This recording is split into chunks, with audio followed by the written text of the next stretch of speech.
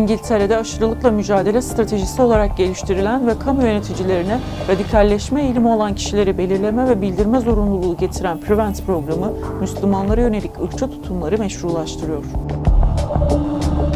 The Prevent policy is one branch of the UK's larger counterterrorism strategy. In 2015, it became a duty on public bodies to identify and report individuals they suspect might be vulnerable to radicalization, so might be vulnerable to becoming terrorists in the future.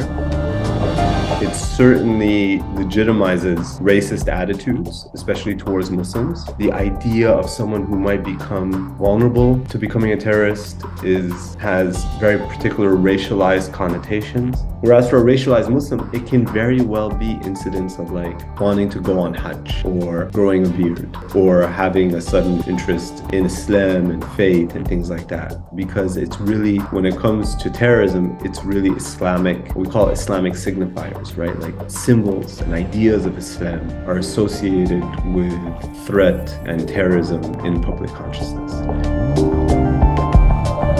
In general, most healthcare professionals keep their mouth shut. They don't speak out. It's that sort of idea of self-censorship is something that particularly affects Muslim healthcare professionals. That if they have a problem with Prevent, if they feel that it's racist, if they've seen its racism and its impact on their patients, they feel like they have very little space and capacity to be able to mobilize it. In education, we know students do self-censor. There's been a lot of research to demonstrate that there's a lot of self-censorship going on among students. Students are afraid of sharing their opinions when they know Prevent policy is in place, let's say in universities.